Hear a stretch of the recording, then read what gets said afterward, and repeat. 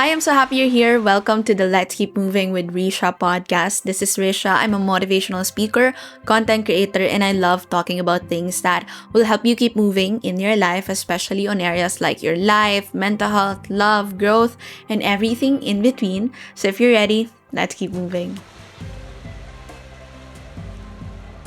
Hello, friends. I'm so happy you're here. We're gonna talk about something so different.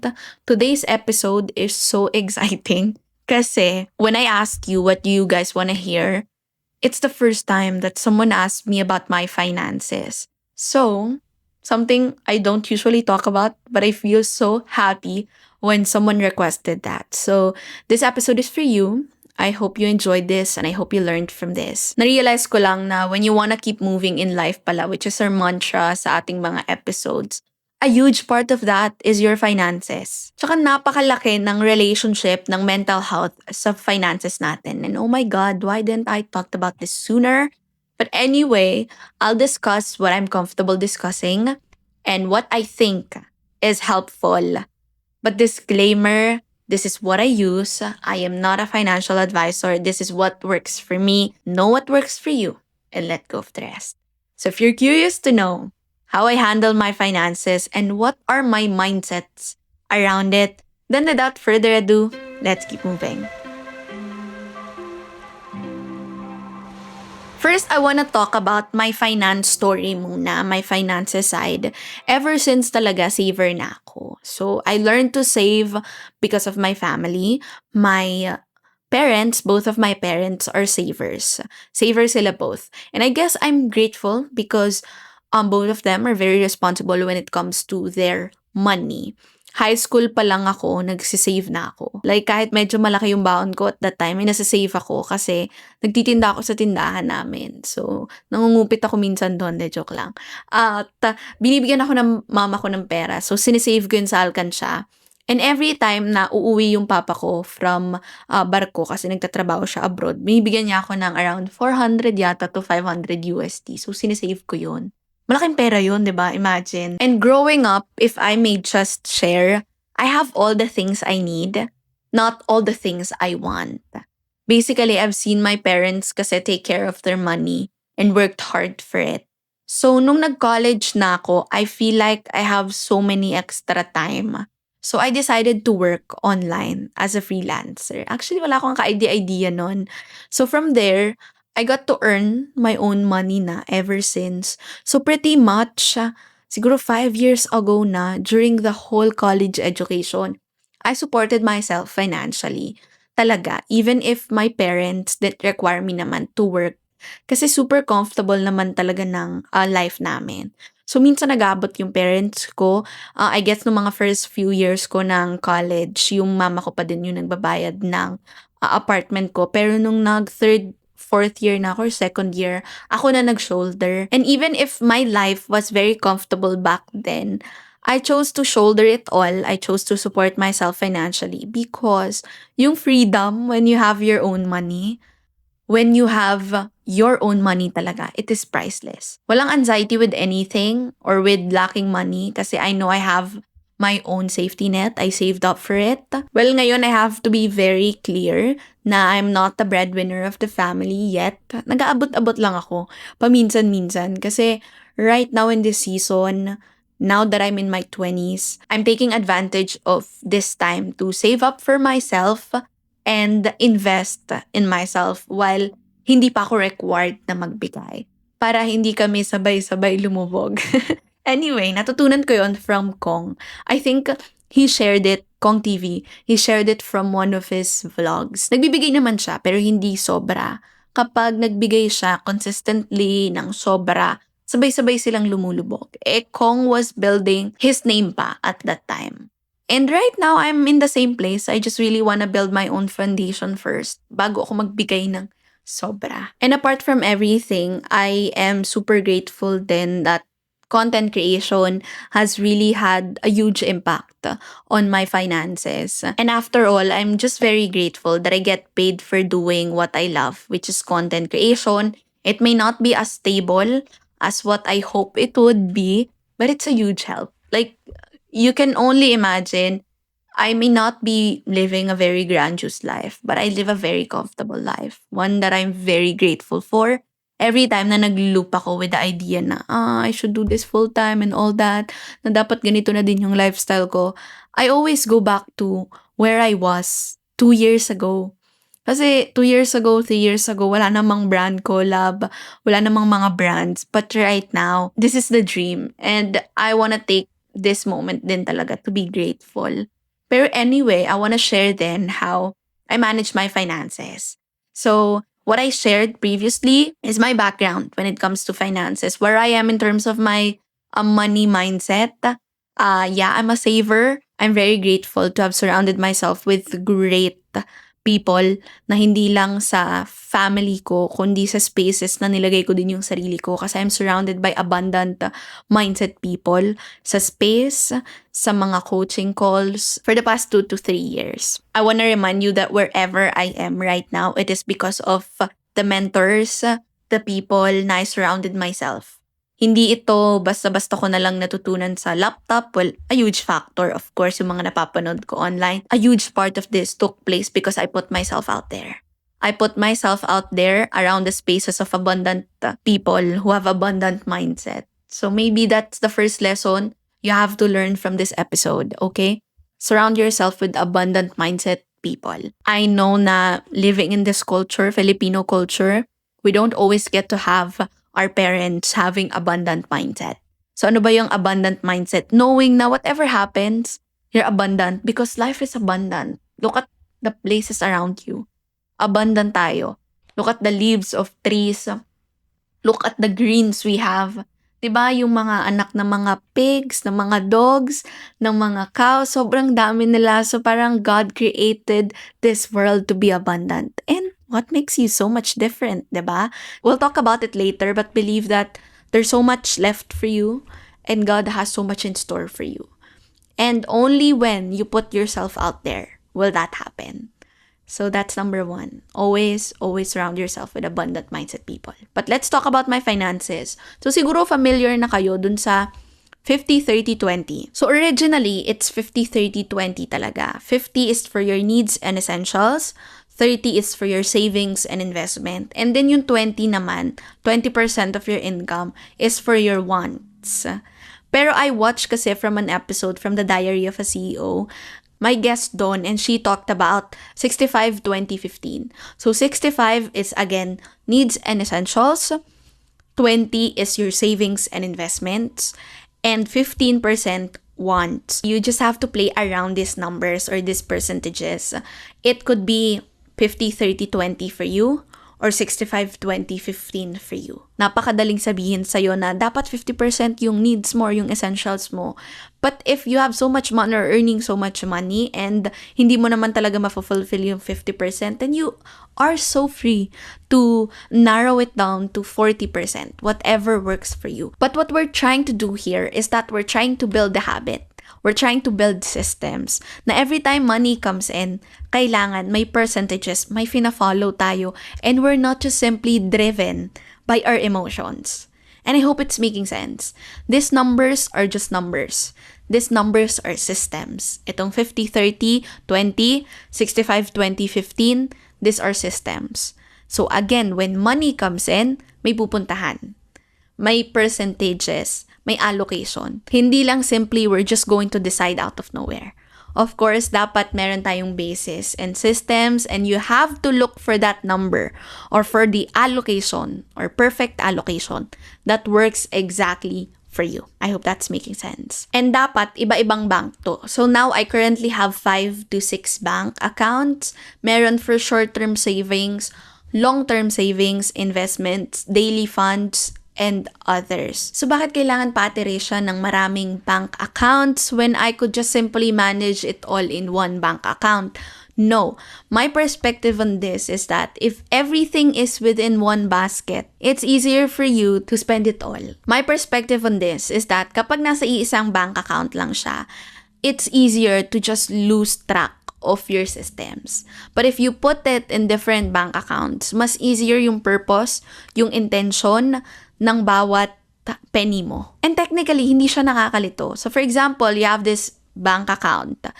for daily funds mo lang. So, alam mo na yun lang yung pwede mong gastusin for your daily funds. If kasama sa daily funds mo yung savings mo, out of nowhere, believe me, magagastos mo yan.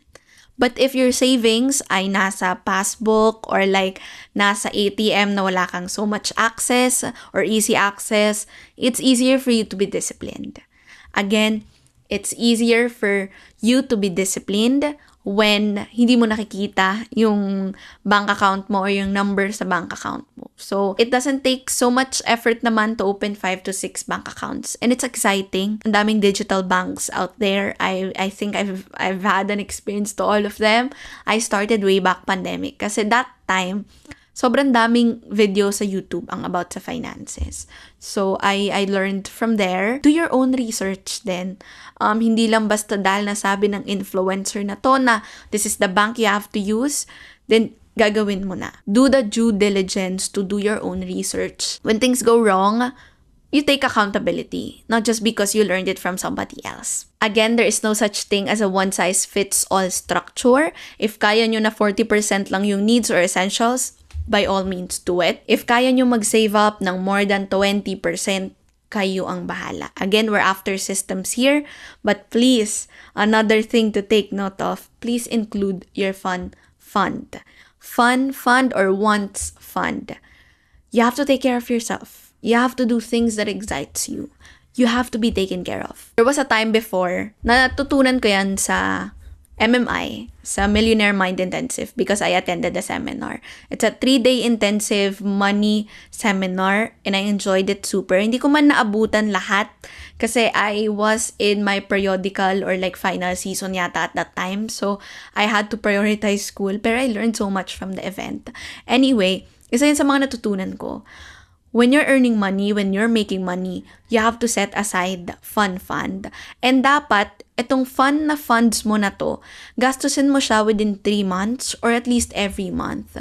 Because you're the money-making machine eh. If you're taken care of, you get to make more money.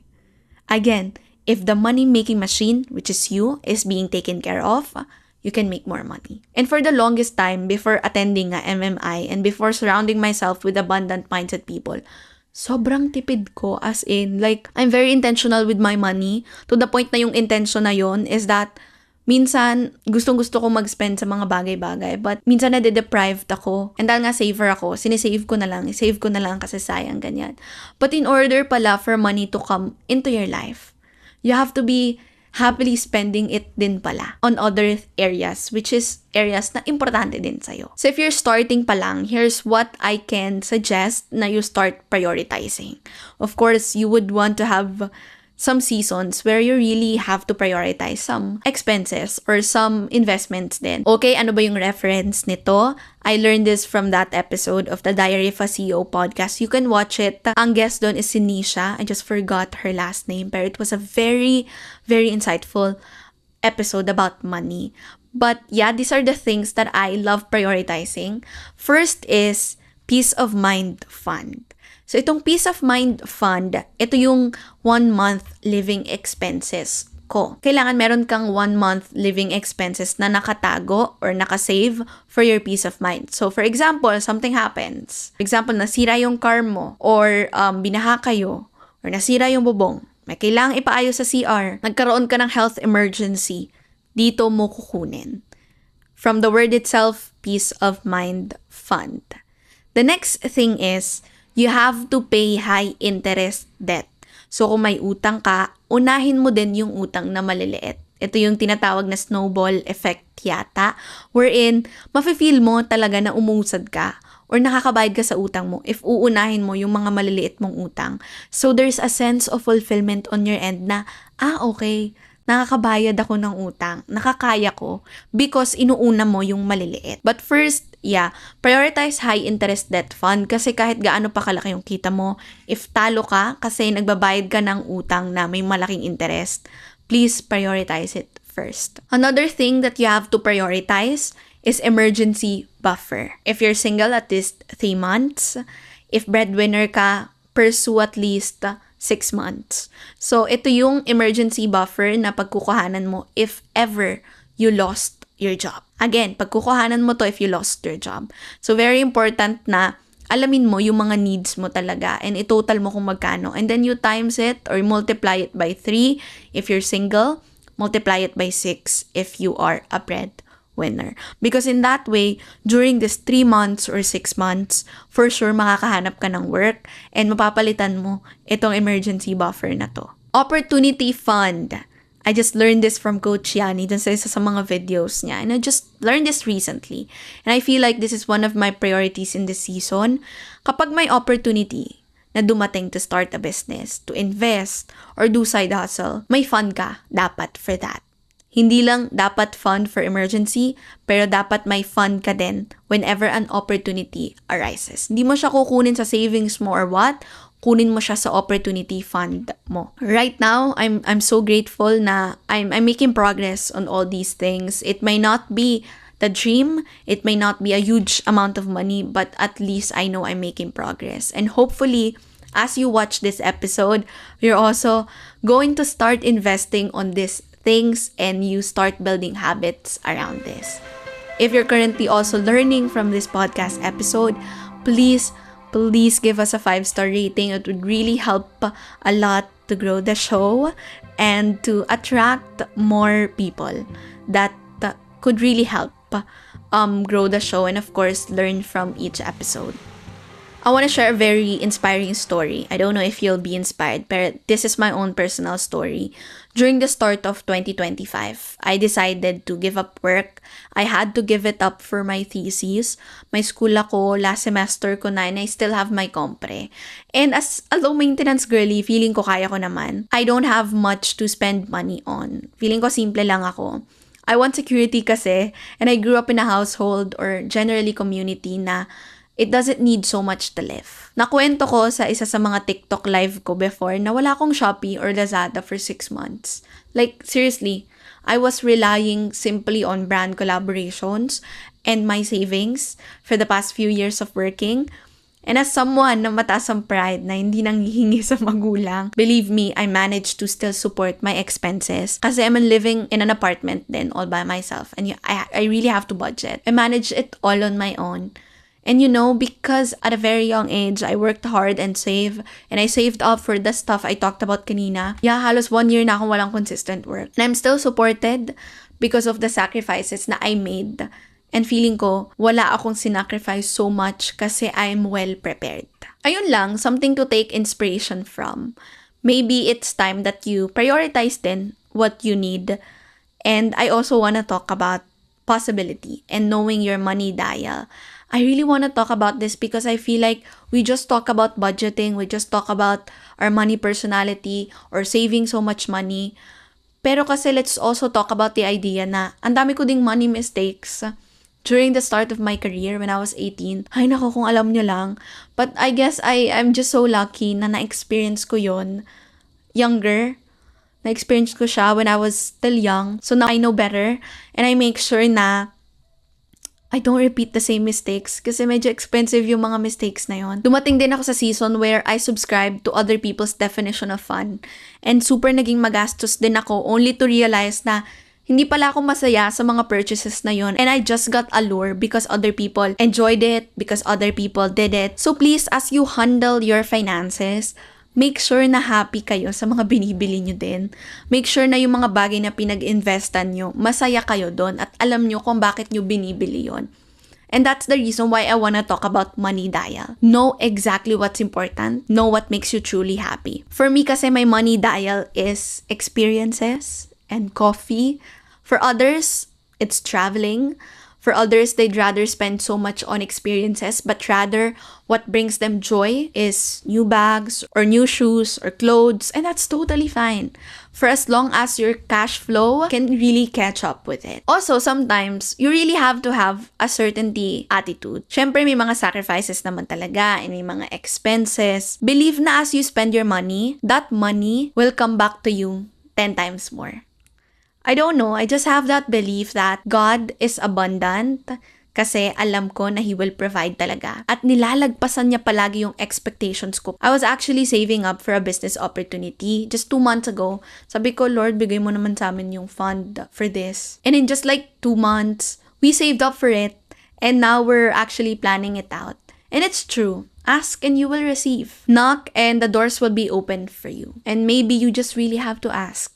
Meron akong napanood sa Instagram reel. It's a coaching call yata. And sabi doon, when they were asked by their coach to write down their dream income, all of them froze. Kasi nung nalagay na nila yung dream income nila, the coach asked them to double it. So parang nagpa-froze sila as the number goes up. And it only shows na even just writing it, medyo uncomfy tayo. And if we cannot write it, how can we achieve it? So believe that your God will provide for you. Hindi man ngayon, but soon. What I also learned in this season is that you cannot save your way to wealth. You have to give your money permission to multiply and grow itself. You have to give yourself permission to increase your cash flow. Sabi nga ng mama ko, hindi sapat na magaling lang tayo with managing our finances.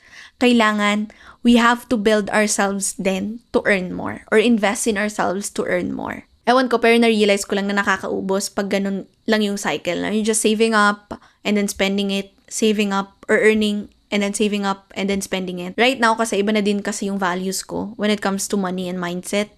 Iba na din yung gusto ko for it. Not anymore for me to just be happy. But of course, I'm thinking about my future, my security. I think that's just it. Know what's important for you in the season of your life while still enjoying or learning to enjoy your money. What I can say is that manage yourself first before you manage your finances. It is so easy to be driven by your emotions when budgeting or handling your money. So right now, in this day and age, identify your core values. What do you value? What are your principles? So whenever a decision about money comes up, ano ba yung principles ko? Ano ba yung values ko? Because when you know your core and your goals and your values, it's easier to say no to things that are not aligned with that. When it comes to my finances, I have to say na I'm kind of disciplined and I've learned to find balance in saving, spending, and investing. And I encourage you to think long term.